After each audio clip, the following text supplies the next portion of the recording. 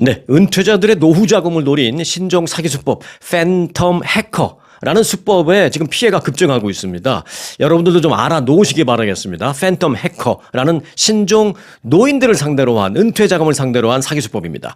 FBI와 검찰은요, 피해의 규모가 지난해부터 최근까지 계속 늘어나면서 최근 들어서는 피해의 규모가 올 들어서만 한 10억 달러 이상 피해가 발생했다라고 말하고 있습니다. 그래서 강력한 주의를 지금 당부했는데요. 자, 피해 사례와 예방법을 좀 이 시간 전해드리려고 합니다. 자, 팬텀 해커라는 사기는요, 단계적으로 진행됩니다. 한 번에 사기치는 게 아니라 아주 단계적으로 주도 면밀하게 진행됩니다. 먼저 사기범은 전화를 걸어서 사용자의 컴퓨터가 해킹 피해를 당했다, 그렇게 얘기합니다. 근데 난 컴퓨터 안 쓰는데? 라고 말하면은, 요즘 스마트폰 다 쓰지 않느냐, 스마트폰에 뭐 이메일 보고도 하잖아요. 그런 것도 결국 컴퓨터랑 연관된 거기 때문에 당신 스마트폰에서 보는 어떤 무슨 뭐 구글이라든지 아니면 뭐 이메일 본다든지 그런 게 지금 해킹에 노출됐다라고 일단 겁을 살짝 줍니다.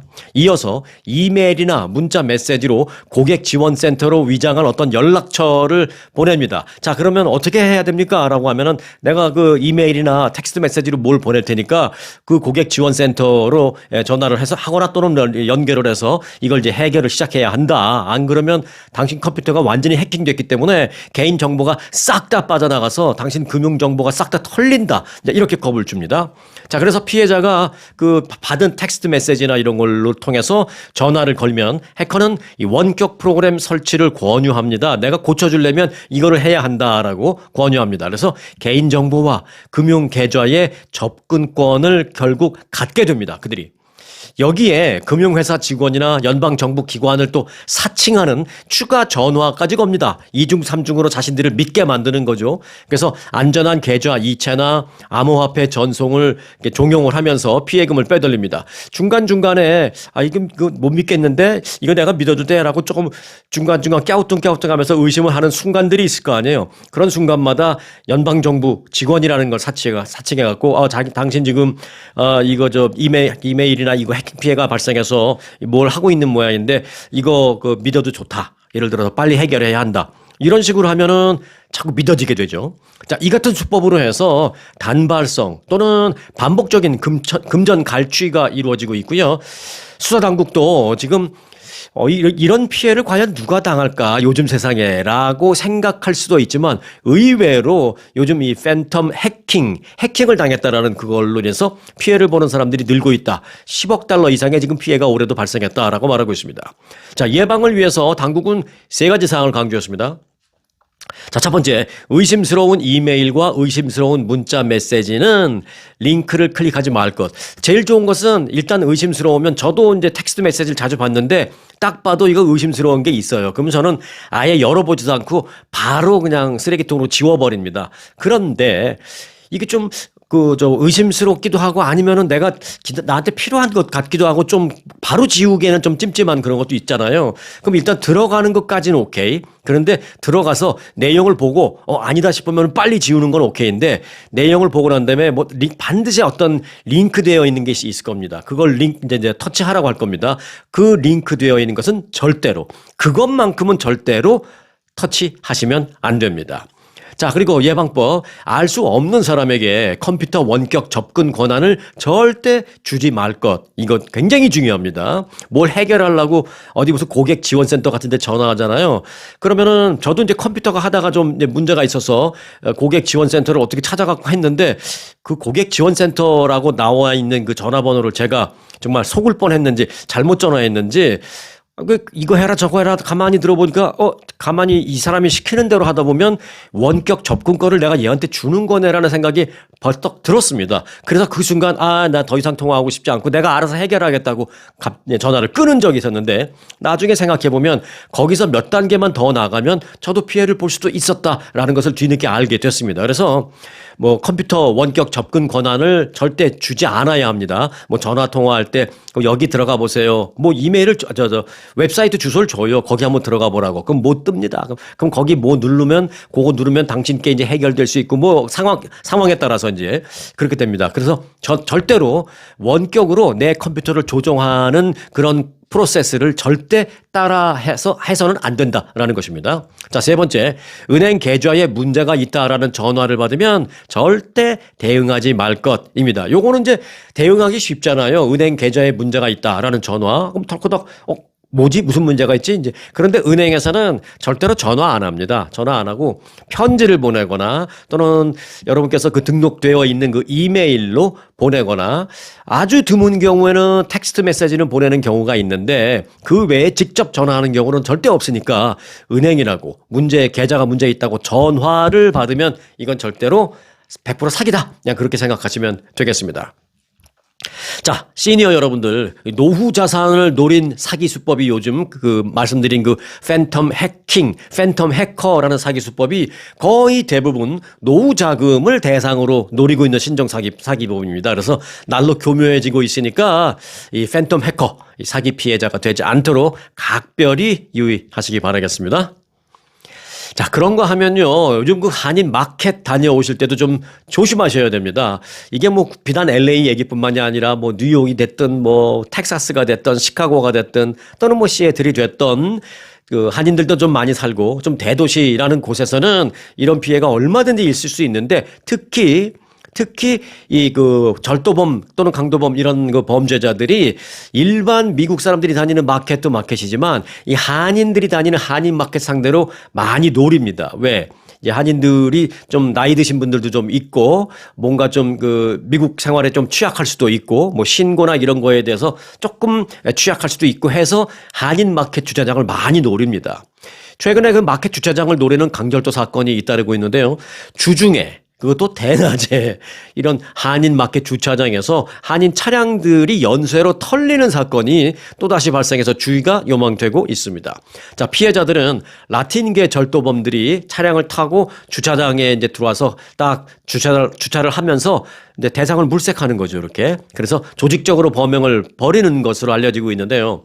경찰과 이 마켓 측의 미온적인 대응 속에 이들이 대낮에도 대담하게 차량을 노리고 있다라는 것입니다. 그래서 이 피해자들이 많이 나오고 있는데 피해자들이 지금 분통을 터뜨리고 있습니다. LA 한인타운에 거주하는 올해 60살의 제이슨 이 씨가 지난주에 또 피해를 봤는데요. 지난 11일 오후 5시 30분쯤, 요즘 뭐 5시 반이면은 훤하잖아요. 5시 반, LA 한인타운의 한남 체인이라고 있습니다. H마트보다 훨씬 오래된 마켓이에요. 한남 체인 주차장에 차를 세우고 장을 보는 사이에 자신의 차량 유리창이 깨지고 차 안에 있던 가방이 도난당했다라고 말했습니다. 이 씨에 따르면 그런데 이날 같은 지역에 세워져 있던 또 다른 흰색 밴도 유리창이 깨져 있는 그런 상황을 발견했다는 것입니다. 그러니까 자기가 차를 세우고 주차를 하고 마켓에 장을 보러 들어가는데 가는 길목에 보니까 이제 흰색 밴이 있었는데 그게 벌써 차량 유리창이 깨지고 그 안에 있던 게 이제 많이 누군가가 훔쳐간 흔적이 있는 거죠. 그걸 보고 들어간 거예요. 야, 이거 누가 또 차 깨졌네. 절도당했네. 아, 이거 내 차 괜찮아야 될 텐데. 라고 생각하면서 뭐 그렇다고 해서 장 보러 왔는데 안 볼 수 없으니까 일단 들어가서 장을 봤는데 아니나 다를까 이분도 나오니까 차가 깨진 거예요. 이 씨는 차량 사이즈가 커서 다른 고객들에게 방해가 될까봐 항상 조금 이렇게 외진 곳, 그러니까 조금 외진 쪽에는 차량들이 많이 주차 안 돼 있으니까 차 세우기가 편하잖아요. 여기서 조금 외진 곳에 주차를 하곤 했다라면서 주차를 하고 마켓에 들어가기 전에 이미 흰색 밴의 유리창이 깨져 있는 것을 봤다라고 말했습니다. 자신에 앞서서 이미 절도 피해를 입은 차량이 있었던 것입니다. 마켓을 보고 나온 이 씨는 흰색 밴의 주인으로 보이는 남성이 여기저기 전화를 걸면서 막 당황하면서 상황을 수습하는 그런 모습이 보였고 순간 내 차는 괜찮나? 하고 가봤더니 황급히 이제 확인해 본 거죠. 그랬더니 아니나 다를까 본인의 차도 조수석 뒤쪽 창문이 깨져 있는 것을 발견했다는 것입니다. 이 씨는 운전석 뒤쪽 발밑에 숨겨두었던 가방이 있었는데 감쪽같이 사라졌다라면서 안에 약간의 현금과 그리고 중요한 서류 그리고 비즈니스 거래 내역 등이 담긴 아이패드도 있었고 뭐 전화기 등등이 있어서 그런 걸 싹 다 훔쳐가는 바람에 지금 업무에 큰 지장을 받고 있다라고 말하고 있습니다. 이어서 이렇게 내가 막상 당하고 보니까 생각해보니 마켓에 들어가기 전에 한 차량에 그 안에서 한 라틴계 남성이 운전석에 앉아서 주차장을 오가는 차량들을 이렇게 두리번 보고 있던 그 모습이 생각이 났다라면서 처음에는 내가 왜 그런 모습을 그냥 무심코 넘겼지라고 좀 후회가 됐다라고 말했습니다.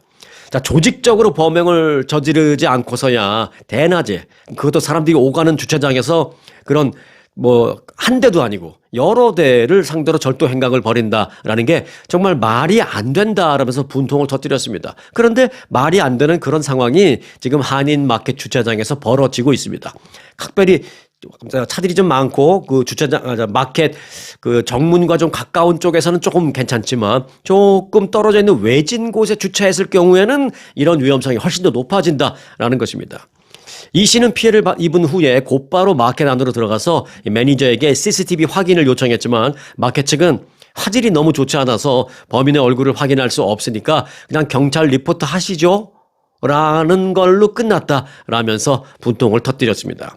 이 씨는 아내의 지인도 지난달 이곳에서 피해를 당했다라는 얘기를 들었는데 이렇게 고객들을 대상으로 한 범죄가 계속 끊이지 않고 반복되고 있는데도 별다른 조치를 취하지 않고 있는 마켓 측 그리고 건물주 측 또 경찰 측 모두에게 화가 난다라고 말하고 있습니다. 자, 이 같은 한인 마켓 주차장 강절도 사건은 사실 끊임없이 반복되고 있습니다. 지난달에도요. LA 한인타운의 한 마켓을 찾은 한인 여성 김모 씨가 장을 보고 나온 후에 조수석 쪽에 그 창문이 깨져 있고 또 그쪽에 놓아둔 가방이 없어지는 것을 발견했다고 합니다. 그리고 비슷한 시기에 또 다른 한 한인 여성은 차를 타고 출발하기 직전에 그러니까 이제 마켓 보면은 왜 트렁크에다가 이제 물건을 싣잖아요. 근데 트렁크 물건을 싣기 전에 어떻게 하세요? 차를 알람을 오프를 먼저 하십니까? 어떠세요? 절대 그러지 마세요.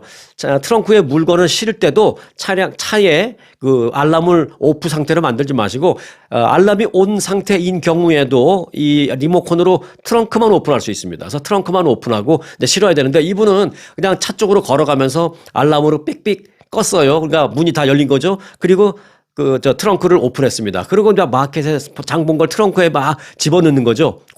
허리 팍 숙이고 그 사이에 앞 조수석 옆에 놓아뒀던 가방 문 열고 그냥 가방 갖고 도망간 겁니다. 이런 일도 있습니다. 그래서 주의할 게 한두 가지가 아닙니다. 그래서 여러분들 앞서 말씀드렸다시피 트렁크에 뭐 넣을 때 반드시 알람이 온 되어 있는 상태에서 트렁크만 오픈해서 넣으시고 그리고 두 번째 가능하면 차들이 좀 빽빽하게 있어도 마켓의 그 정문과 가까운 그리고 사람들이 좀 많이 오가는 쪽에 있는 자리에 가능하면 주차를 할 것. 조금 외진 곳에 주차를 한다거나 그러니까 가능하면 그러지 않을 것.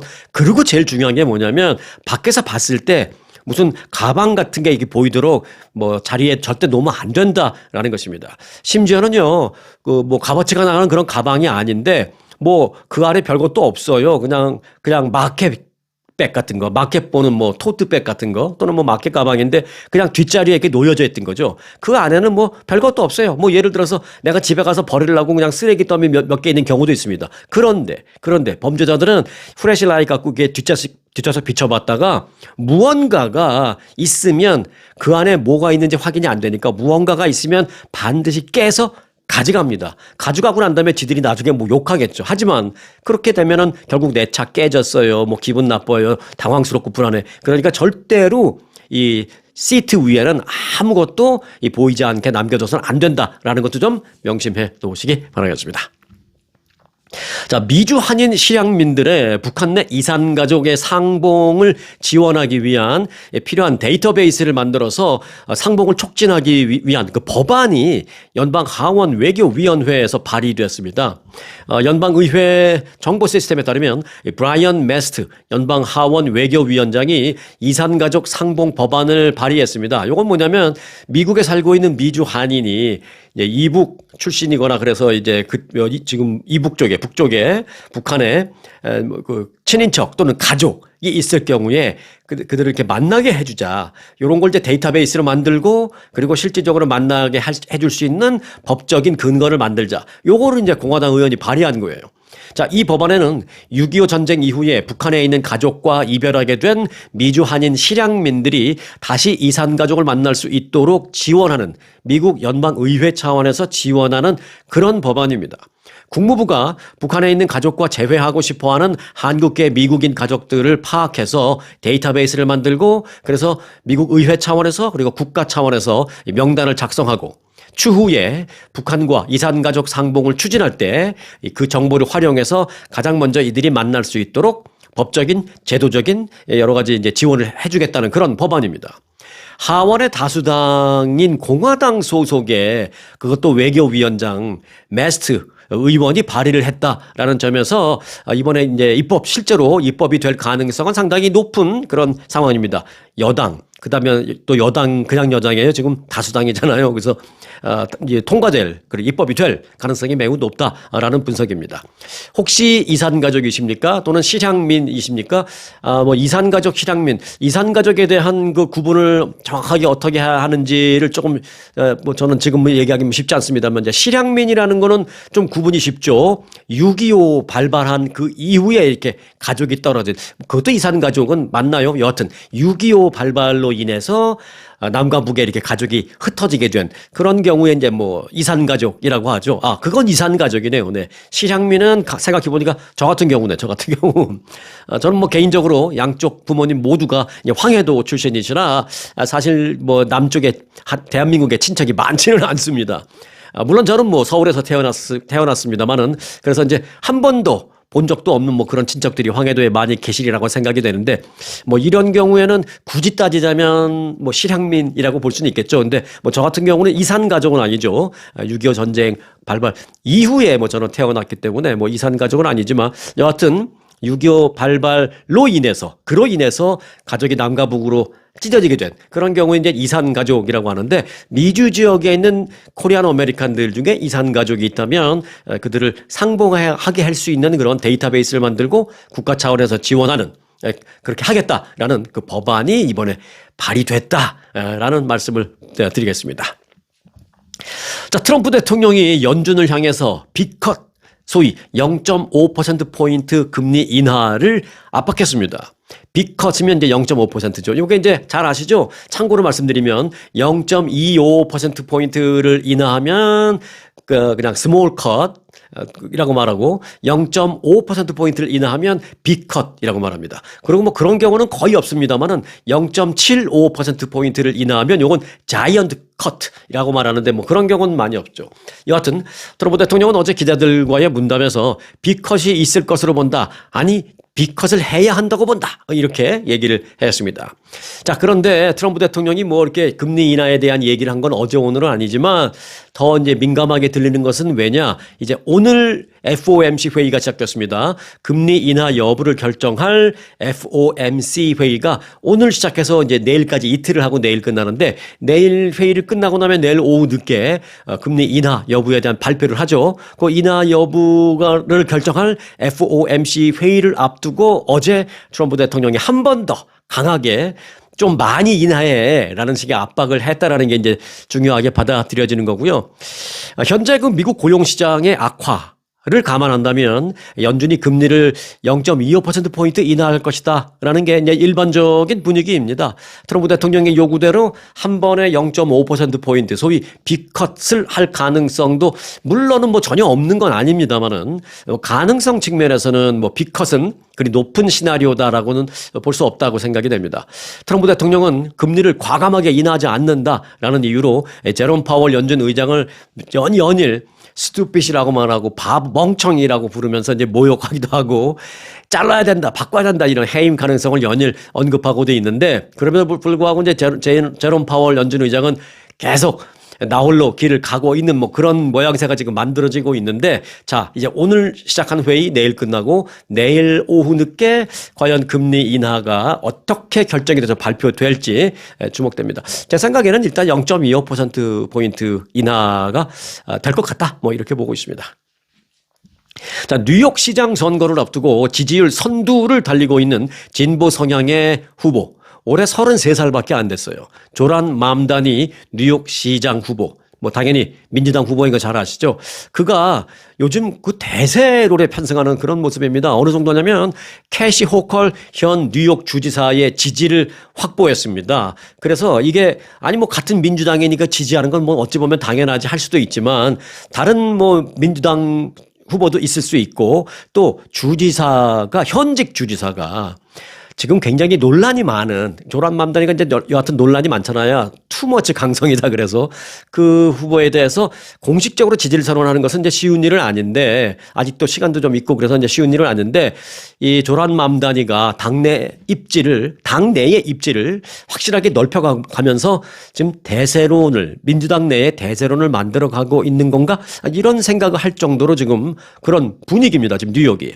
캐시 호컬 주지사는 어제 뉴욕은 차이점을 제껴둔 채 트럼프 대통령을 향해서 맞서 싸울 지도자들이 필요하다라고 말했습니다. 이 얘기는 뭐냐?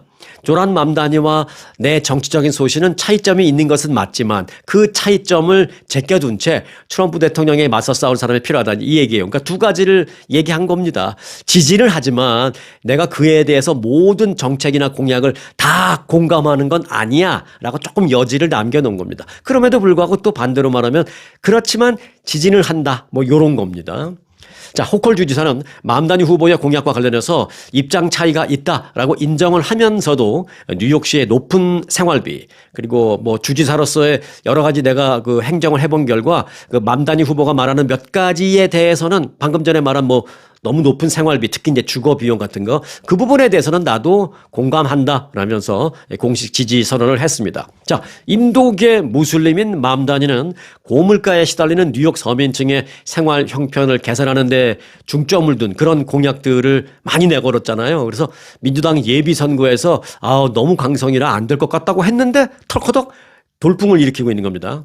그러나 이제 민주당 주류 정치인들은 맘다니 후보가 민주당의 공식 후보로 확정이 됐음에도 불구하고 그의 너무 급진적인 이미지 때문에 지지 선언을 표현하는데 지지 선언을 공식적으로 발표하는 데는 좀 신중한 자세를 취해오고 있었습니다. 지금까지. 그런데 결국은 캐시 호컬 뉴욕 주지사도 공식적으로 지지 선언을 했다라는 데에 지금 큰 의미가 있습니다. 그래서 맘다니 후보가 결국은 대세론으로 가는 것이 아닌가. 그리고 이제 뉴욕은 뉴욕시의 그 진보적인 색채 때문에 민주당 후보로 나서면 뭐 그 사람이 누구든 민주당 깃발을 들고 나서면 그 사람이 시장에 될 가능성이 높잖아요. 어디든 그렇잖아요. 지역에 따라서. 그래서 조란 맘다니가 결국 이렇게 민주당 내에서 대세론을 확정 지으면 뭐 어차피 확정은 됐지만 이렇게 당 내에 지지도 공식 지지도 막 얻고 이런 식으로 하게 되면 결국은 본선에서는 또 훨씬 더 쉽게 이겨서 결국 조란 맘다니가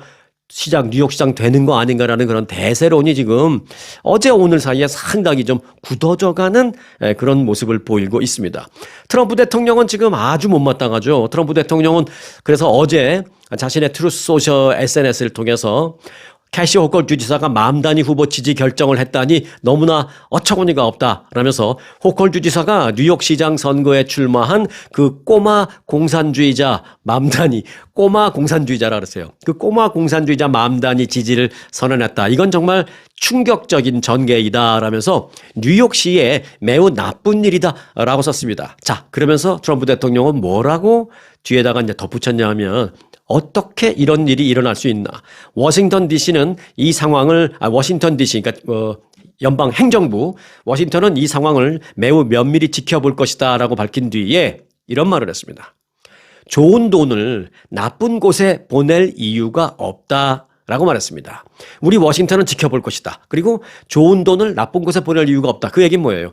워싱턴의 연방 행정부가 즉 연방 정부가 뉴욕시에 대한 연방 자원 지원을 중단하거나 삭감하거나 할 거야 라는 메시지를 강하게 어제 보냈습니다. 자, 그럼에도 불구하고 조란 맘다니 후보가 33살의 인도계 무슬림 의원으로 시장에 당선될지 주목됩니다. 그런데 뭐 말씀드렸다시피 상당히 지금 좀 굳혀져 가는 그런 모양새를 보이고 있습니다. 네, 미국 호텔 산업이 외국인 관광객 감소로 인해서 지금 직격탄을 받고 있습니다.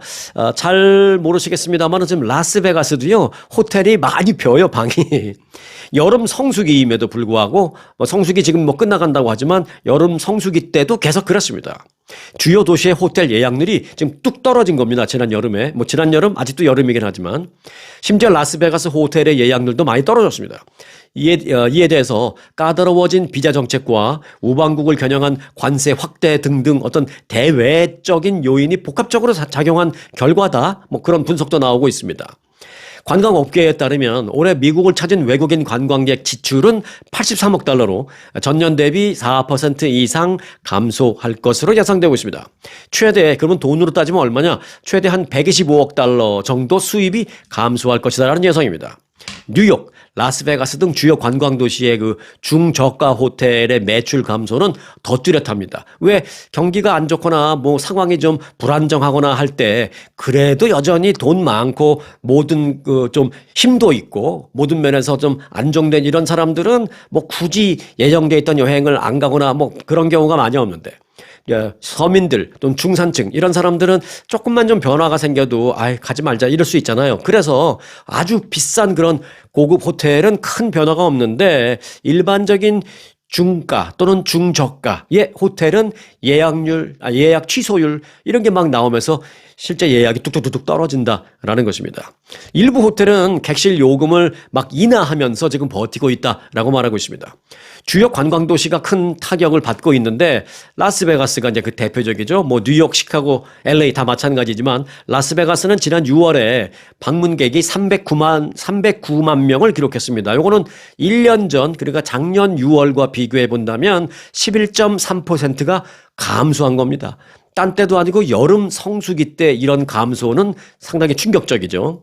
자, 관광객 감소가 계속 장기화되면 이렇게 호텔 업계뿐만이 아니라 항공업계 그리고 무슨 소매업계 또는 심지어 외식업계 등 이 광범위한 분야에 영향을 미칠 것이다라는 전망입니다. 라스베가스도 그래서 이제 한인 식당들도 많잖아요. 근데 그 한인 식당들이 그 베가스에 사시는 한국 분들만을 위한 한인 식당이 아니거든요. 그 관광지 특성상 뭐 다른 도시에서 또는 타주에서 베가스로 관광 온 한인들 또는 한국에서 관광 온 한인들 이런 분들이 그 한국 식당을 찾으면서 매상이 막 창출되고 그러는데 이렇게 관광객이 줄어드니까 베가스에 있는 한인 식당들의 매출도 당연히 타격을 볼 수밖에 없다라는 것입니다. 전문가들은 다른 나라는 관광객을 더 유치하려고 환영의 깃발을 들고서 열심히 노력하고 있는데 미국은 최근에 여러 가지 뭐 비자 문제나 이민 정책 여러 가지 등등 미국은 사실상 지금 문을 닫고 있는 그런 모양새를 보이고 있다라면서 힘든 상황을 토로했습니다. 자, 박찬욱 감독의 새 영화가 있습니다. 제목은 어쩔 수가 없다. 입니다. 이 영화가 토론토 영화제에서 관객상을 받았습니다. 자, 영화 이 어쩔 수가 없다는 지난 주말 열린 제50회 토론토 국제영화제 폐막식에서 국제 관객상을 수상했습니다. 올해 신설된 상이에요, 이거는. 그런데 이 국제 관객상이라는 게 어떤 의미가 있느냐?